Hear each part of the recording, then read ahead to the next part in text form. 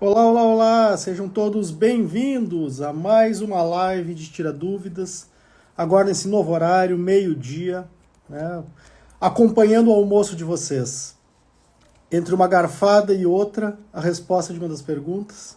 Então, vamos esperar o pessoal ir chegando aí, se animando, para a gente conversar um pouquinho mais e diminuir mitos, acabar com tabus, conversar um pouquinho sobre prevenção e orientar vocês dentro de todas aquelas dificuldades que surgem dentro do tratamento. Oi, Ellen, bom dia, seja bem-vindo. Ó, o Marcinho, meu amigo. Tem treino hoje, hein, Marcinho? Treino hoje, estamos lá. E o pessoal vai chegando. Pessoal, a primeira coisa que eu queria perguntar para vocês, queria que vocês colocassem aqui no chat, é se esse horário do meio-dia vocês acham bom, se é um horário interessante ou se preferem outro. Eu ainda estou vendo qual é o melhor horário que consigo colocar dentro da minha rotina. Eu achei interessante esse horário do meio-dia, que não interfere com o funcionamento da minha casa, da minha filhota, né? E eu acho que para vocês é legal também. Mas vão me dizendo, colocam aqui nos comentários o que vocês acham e a gente vai conversando. Pessoal, enquanto vocês vão aquecendo os motores aí nas perguntas, eu separei duas perguntinhas que chegaram na caixinha, né? São perguntas que já vinham há um pouco mais de tempo acontecendo, né? E eu não tinha respondido, já separei para a gente falar agora. A primeira dessas perguntas foi sobre metaplasia no estômago, se isso é fator de risco. O que é metaplasia, né? Para vocês entenderem. Metaplasia é quando existe uma transformação das células, né, de qualquer local, então aqui nós estamos falando do estômago, então a transformação das células do estômago como se fossem células de algum outro órgão.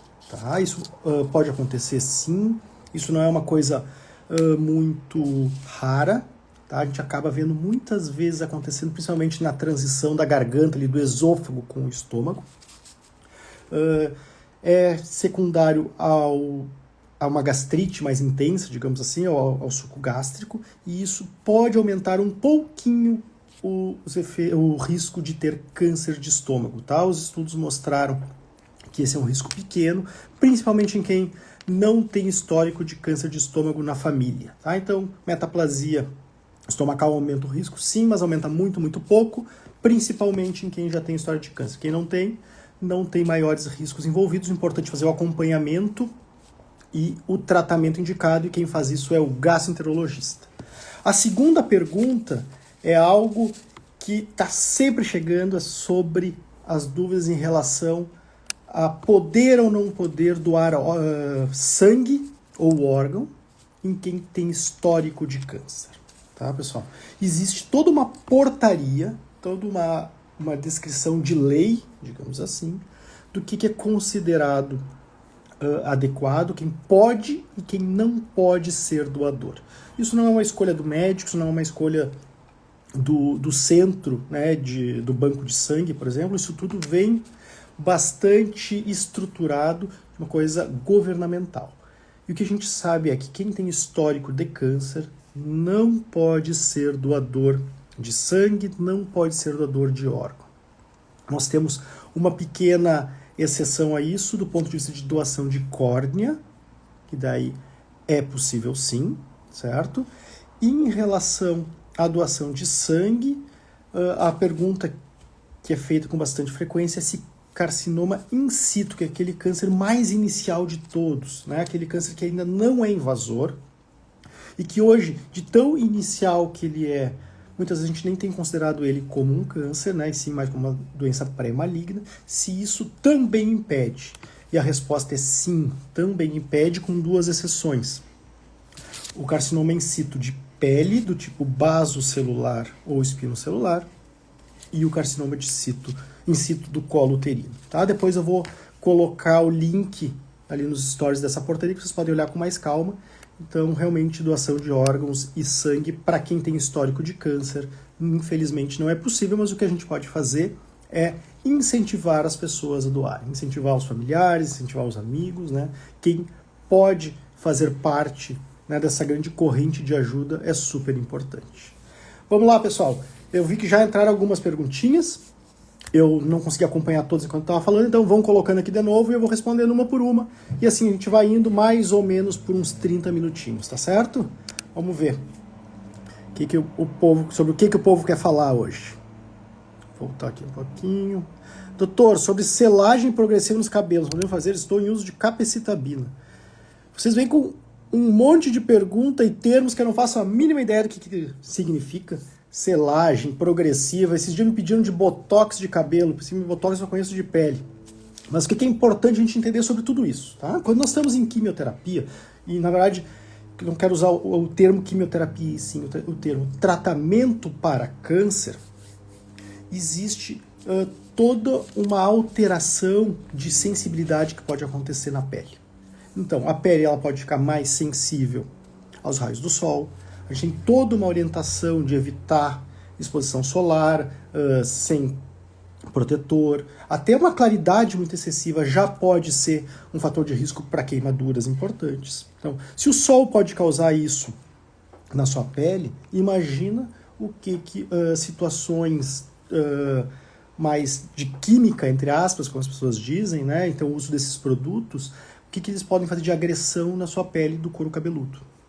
Então esse é a grande questão, né? A gente tem que avaliar o quanto que esses produtos podem agredir a pele do couro cabeludo.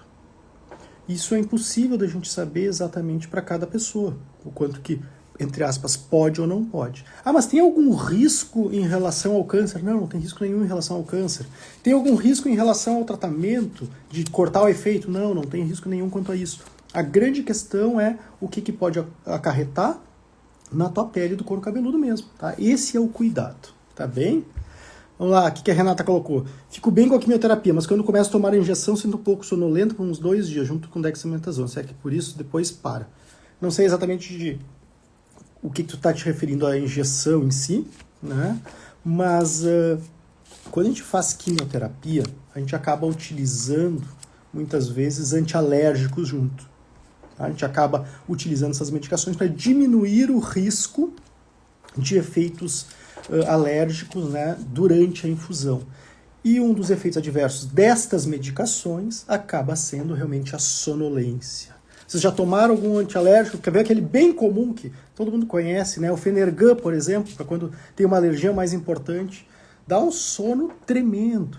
O Ixizine, nossa, que é para coceira, né, para alergia, dá um sono super importante. Então, quando a gente faz alguns antialérgicos na veia antes da quimioterapia, como um preparo para a quimio, é bastante frequente que as pessoas tenham, sim, sonolência. A dexametasona não causa isso, a dexametasona causa o contrário, né? Muitas pessoas com a dexametasona acabam tendo o efeito de ficar mais agitado, até mesmo de insônia e coisas desse tipo. Tá? Eu sempre incentivei as pessoas a doarem sangue, mas eu mesmo morro de medo. Tássia, muitas vezes as pessoas têm medo de doar sangue, né? O que é um grande mito também. A gente tem alguns vídeos que viralizaram, né, nos últimos anos sobre essa questão da doação de sangue. Acho que todo mundo deve ter visto aquele do cacete de agulha, né? Que é uma pessoa toda corajosa, toda pronta, incentivando os outros a fazer a doação, e na hora em que fazem a introdução da agulha ali, acaba, né, falando, cacete de agulha, que dor. Mas a verdade é que é um procedimento com pouco desconforto, a gente vai ter aquela picadinha, né, da entrada da agulha, mas o benefício que a doação de sangue traz é muito grande. Então a gente precisa sim incentivar as pessoas, pessoal. Faz toda a diferença do mundo, podem ter certeza absoluta. Doutor, o que me diz sobre a terapia-alvo Olaparib? Olaparib é uma medicação que cada vez mais a gente vem tendo indicações para ela. Tá?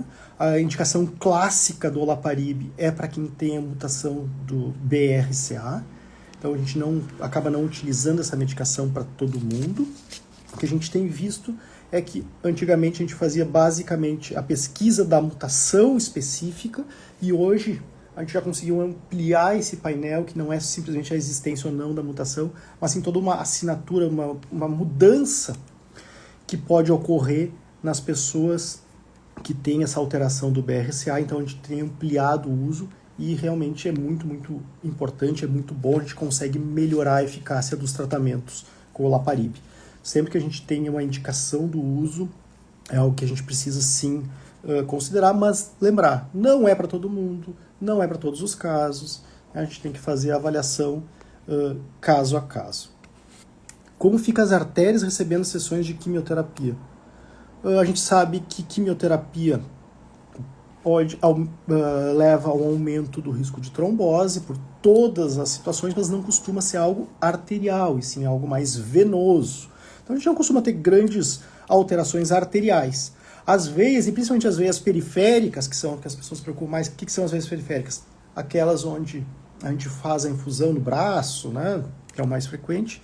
Muitas vezes elas podem ficar doloridas, elas podem ficar ressecadas, né, elas acabam tendo toda uma questão de inflamação local pela quimioterapia. Algumas pessoas dizem, minhas veias desapareceram, minhas veias secaram. Sim, isso é algo que pode acontecer. Tá? A nível arterial, muito, muito raro da gente ter alguma complicação. A nível venoso, sim, principalmente periférico, as veias vão realmente desaparecendo. Isso tem a ver com a agressão direta da quimioterapia na veia e também com o procedimento de picadas e coloca agulha e tira agulha e coloca outra coisa e assim vai, tá bom? Doutor, gratidão pelas suas postagens. Quando estava em tratamento me ajudaram muito. Hoje estou em remissão, 3 anos. Sou grato a Deus por sua vida. Muito obrigado pelo carinho. Fico muito feliz de saber que consegui ajudar de alguma forma, né, dentro desse período. As postagens vêm tanto para quebrar alguns mitos, como também para quebrar o tabu de falar sobre câncer. A maioria das pessoas não se preocupa com o câncer, na verdade quer evitar o câncer, o assunto câncer, quando não tem ninguém próximo. E daí, quando vem o diagnóstico, cai a casa. Você vai se preocupar com essa situação a partir do momento em que tem alguém próximo e daí fica desesperado e sai atrás de tudo e qualquer coisa que vê pela internet. E, infelizmente, o que a gente tem visto é muita cacaca na internet. Tem muito perfil bom, sem dúvida alguma, mas tem muita gente sem propriedade falando coisas que não tem nada a ver. Então, um dos grandes objetivos é a gente vir para cá trazendo informações de qualidade, com lealdade, não prometendo curas mirabolantes, não prometendo resultados que não existem, e sim trazendo informações principalmente para deixar vocês empoderadas, digamos assim, né, para entender sobre a sua doença e poder questionar o seu médico. As postagens elas não são específicas para cada um de vocês. As postagens são uma coisa geral. É como eu estou falando aqui, eu estou falando conceitos gerais, para que vocês possam anotar no caderninho e levar na próxima consulta. Olha só, meu doutor, o doutor Juliano falou na última live sobre o olaparib. Isso tem alguma coisa, alguma relação com o meu câncer? Eu tenho que fazer esse teste do BRCA? Né? Onde é que entra na minha situação? Pode ser que, e na maioria dos casos, a resposta, olha só, não tem nada a ver contigo isso. Mas é importante, né, que a gente saiba, e esse é um dos grandes objetivos, é trazer informação para que a gente possa discutir de uma forma limpa, transparente, um assunto que muita gente tem medo. Tá? E além disso, além de toda essa questão mais técnica, digamos assim, eu gosto de abordar o assunto câncer de uma forma totalmente completa, focando na questão emocional, no quanto que impacta na vida de vocês, o quanto que a gente precisa mostrar que câncer não é uma sentença, que existe muita coisa além do câncer, muita vida, e a gente precisa organizar isso. Enquanto a gente não fala sobre isso, né, o desespero bate, podem ter certeza absoluta. Eu tive câncer de mama, acho que há 10 anos, o médico só pede os exames de rastreamento anual, é normal? É normal, sim, 10 anos, já passou, não tem mais indicação de fazer exames, né, de uma forma buscando coisas a não ser o rastreio habitual. Uma coisa bem importante de câncer de mama, na verdade, pode ter sido feito o diagnóstico ano passado, terminou o tratamento. Câncer de mama, a gente faz o acompanhamento com o exame clínico, que é o exame físico que a gente chama, e exame de imagem da mama uma vez ao ano. Como assim, doutor? E tomografia, e PET, e não sei o que. A gente só faz exame do corpo todo na suspeita de metástase. Isso é o que está escrito nos guidelines. Tá? Claro que tem casos que a gente tem um risco muito grande de recidiva, a gente vai querer estar um pouco mais próximo, mas o que os guidelines falam é exame físico regular e exame de imagem da mama uma vez ao ano. E o que a gente não pode esquecer é o restante do rastreamento. Desculpa, pessoal. O que é o restante do rastreamento?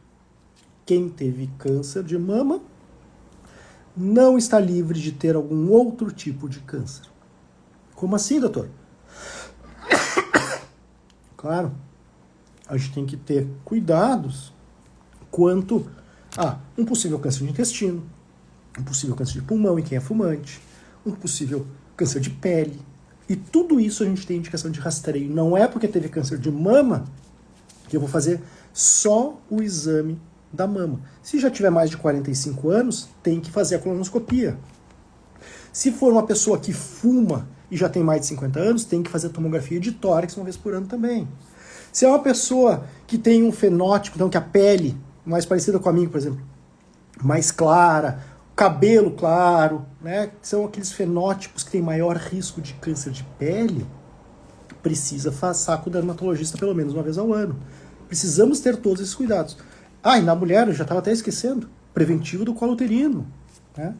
Fazer esses exames nos levam a aumentar o diagnóstico precoce. E diagnóstico precoce significa aumentar as chances de cura. Certo? Vamos lá. Estou esperando o resultado de uma biópsia pós-cirúrgica de HER2 positivo. Há a possibilidade de vir com esse resultado? YPN0, YPT0. Olha só quanta sigla e palavra difícil. Vamos começar a destrinchar e passar ponto por ponto. Tá? Biópsia pós-cirúrgica. O que significa isso? Então é aquele material que foi retirado da cirurgia e foi mandado para o laboratório de patologia. Certo? HER2 positivo. HER2 positivo é uma alteração que a gente testa, uma alteração molecular, mais conhecida do câncer de mama, né, que a gente olha se tem receptores de estrogênio, receptores de progesterona, que são os dois receptores hormonais, e a gente olha se tem o HER2. Tá? O HER2 é como se fossem anteninhas ao redor da célula, que fica captando todas as informações do corpo, mandando a célula se dividir, crescer. O que acontece é que alguns tumores, em vez de ter uma anteninha, duas anteninhas, ela tem 1 milhão de antenas. 10 milhões de antenas. Isso faz com que ela consiga captar qualquer sinalzinho. Então isso é o HER2. Então em mama é o mais frequente, mas eu posso ter alterações das anteninhas em câncer de pulmão, em câncer de estômago, né, em câncer de vesícula, mas tudo isso muito menos frequente. Tá? Então, já falamos de 2 pontos. Biópsia pós-cirúrgica, o material que foi retirado da cirurgia foi mandado para o laboratório, e o HER2. Agora, olha só essas letras. YPN0, YPT0. Isso é o estadiamento, isso é a avaliação da doença, tá? Essas letras é a nossa avaliação do quanto que isso tem de doença. É o chamado estadiamento TNM. T significa o tumor. Como que era o tumor primário, tamanho dele, qual era a relação com os outros órgãos. Tá? Então, todo câncer nós vamos fazer essa avaliação. T, N e M. Então, T em relação ao tumor, N em relação aos linfonodos, certo? Se tinha linfonodo comprometido ou não e se tinha comprometido quantos. O que eu sei olhando essas letras? Y significa que fez um tratamento antes, tratamento neoadjuvante. É uma pergunta, traduzindo essa pergunta toda, tá? Eu posso, no resultado da minha cirurgia, ter um estadiamento que não tenha mais doença, que significa resposta patológica completa. Sim, pode. Tá? A chance de resposta patológica completa em tumores de mama HER2 ou triple negativo fica em torno de 30%, mais ou menos. Esses números que eu estou falando são sempre aproximados, tá, pessoal? Então, claro que pode. Então, a gente precisa aguardar o resultado da patologia para poder afirmar se teve resposta patológica completa ou não existe mais nada de doença, então T0, N0. Ou se não tem mais nada no tumor e tem no linfonodo, ou se ainda tem um pouco de doença. Tudo isso tem que ser olhado com o resultado. E é por isso que a gente manda para patologia todo o material que a gente tinha, que a gente retira, né, na cirurgia. Bom dia, terminei a quimioterapia dia 25 de fevereiro, mas ainda estou com as mãos e pés com formigamento. Provavelmente isso seja 25 de fevereiro do ano passado, né? E olha só que interessante. Existe um efeito adverso da quimioterapia que ele pode ser mais prolongado. A grande maioria dos efeitos adversos são efeitos adversos agudos, né? Em que a gente termina a quimioterapia, passa aquelas 2, 3, 4 semanas e recupera. Mas a gente tem alguns efeitos adversos que são aqueles efeitos adversos crônicos, a longo prazo, que inclusive pode iniciar após terminadas as quimioterapias. E qual é o principal desses efeitos adversos? Neuropatia periférica. A neuropatia periférica é a toxicidade da quimioterapia nos nervos que chegam, né, em mãos e pés. Como é que a gente percebe isso? Quais são os sintomas? Geralmente, formigamento, dor, perda de sensibilidade, alteração da temperatura, tá sempre com a mão e com o pé frios, por exemplo. Tá? Tudo isso podem ser sintomas de neuropatia periférica. Pode ter só um deles, pode ter dois, pode ter todos esses sintomas que eu falei. Pessoas que têm diabetes ou que têm algum problema vascular antes de fazer a quimioterapia têm um maior risco de desenvolver a neuropatia periférica. Tá? E a neuropatia periférica muitas vezes demora semanas, meses, anos para desaparecer. Inclusive, tem casos em que ela pode permanecer para sempre, certo? Como é que a gente trata a neuropatia periférica? A gente vai tratar ela com exercício físico, fisioterapia, mais fisioterapia, depois mais um pouquinho de fisioterapia. Tem casos mais intensos que nós podemos utilizar algumas medicações, né? Normalmente duloxetina, venlafaxina, amitriptilina são algumas dessas medicações que a gente pode utilizar, mas mesmo com o uso das medicações, mesmo com o uso mesmo realizando a fisioterapia, mesmo fazendo exercício físico, é um efeito adverso que demora para sair, certo? Deixa eu dar uma respirada aqui, pessoal. Enquanto isso, eu quero que vocês me respondam aquilo que eu perguntei no início, se esse horário do meio-dia é um bom horário para vocês, se vocês gostam desse horário. Enquanto isso, só dou uma respiradinha aqui que eu liguei, né, engatei a quinta e fui tocando ficha. Tá? Doutor, fala sobre o câncer de mama triplo negativo, por favor. Era o que eu estava comentando um pouquinho antes, né, sobre aquela análise molecular do câncer de mama, em que a gente vai fazer a análise dos receptores hormonais, então estrogênio e progesterona, e do HER2, certo? Que são aquelas anteninhas. Se eu tenho estrogênio ou progesterona, não preciso ser os dois, um ou outro, eu tenho o chamado tumor hormônio positivo. E eu sei que eu vou poder utilizar o bloqueador hormonal em algum momento do tratamento, certo? HER2 positivo, o que é isso? São aquelas anteninhas. Se eu tenho ela positiva, eu vou poder utilizar medicações para bloquear essas anteninhas. E se eu não tiver nenhum dos três, daí eu tenho o chamado tumor triplo negativo, porque eu não tenho estrogênio, progesterona e HER2. 3 coisas. Se eu não tenho receptor hormonal, eu não vou utilizar o bloqueio hormonal. Por quê? Porque não faz sentido. É um tumor, que, entre aspas, que não se alimenta do hormônio feminino. Eu não vou ter o que bloquear. Entendido? Se eu não tenho aquelas anteninhas super expressas, eu não vou ter o HER2 positivo, eu não vou utilizar as medicações para bloquear elas. Por quê? Porque eu não tenho aquelas anteninhas para serem bloqueadas. Simples assim. Às vezes as coisas são mais simples do que parece, sabe? A gente acaba complicando demais. Tá? O triplo negativo. E é por isso que eu não vou utilizar nenhuma dessas medicações. O tratamento para o câncer de mama triplo negativo, a base dele é quimioterapia. A boa e velha quimioterapia. E funciona muito bem. Agora, nos últimos anos, basicamente nos últimos 2, 3 anos, nós temos várias medicações diferentes surgindo para o triplo negativo. Qual é a principal delas? A imunoterapia. Então a gente pode colocar a imunoterapia junto com a quimioterapia em 2 cenários. Em quem vai começar o tratamento antes da cirurgia, aquele tratamento que eu chamo de neoadjuvante.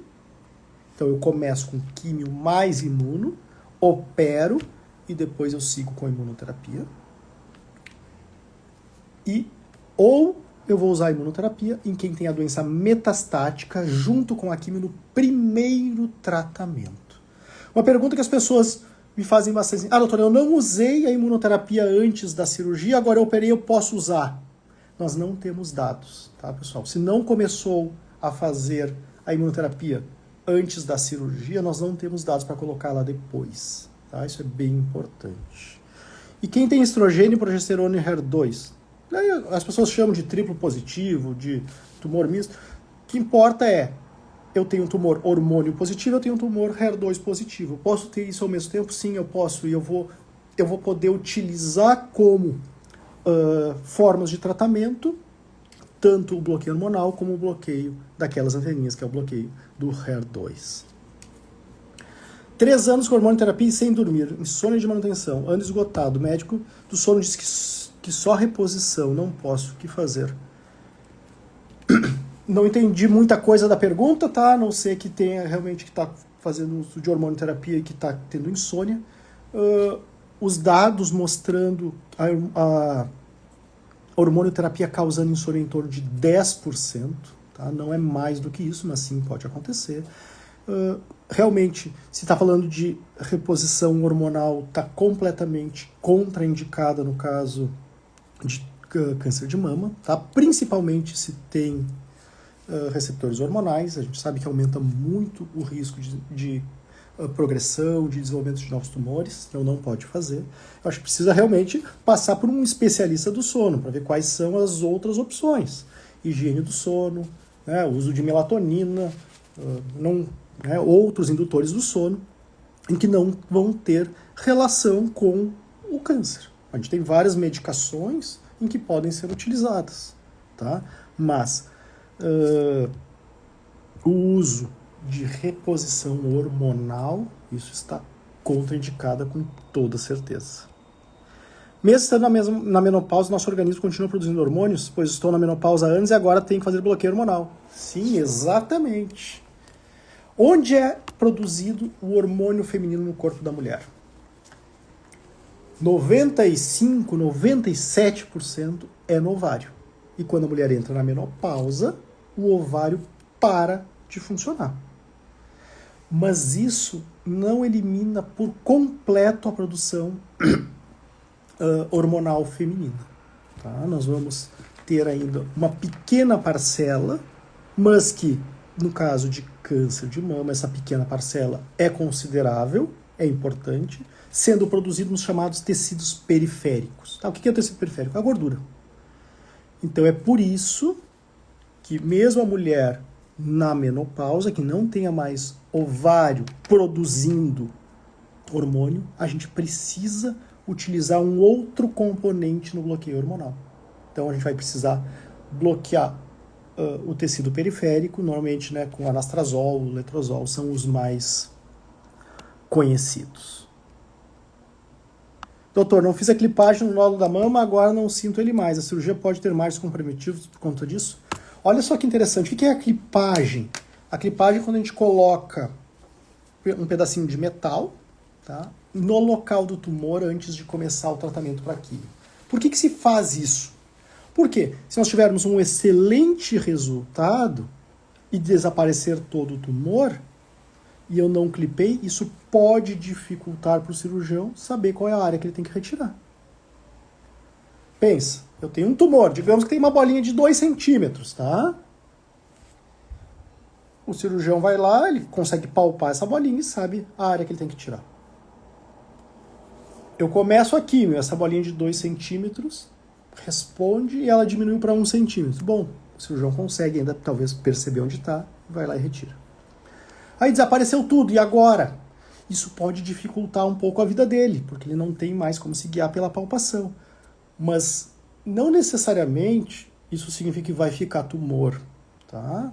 Talvez o cirurgião tenha que fazer uma ressecção um pouco maior, ele vai ter que olhar onde é que estava inicialmente aquele tumor pelos exames de imagem e ir naquela área e fazer a ressecção, tá? Então, pode dificultar um pouco a vida dele, mas isso não significa que vá piorar os resultados oncológicos, que vá piorar os resultados cirúrgicos.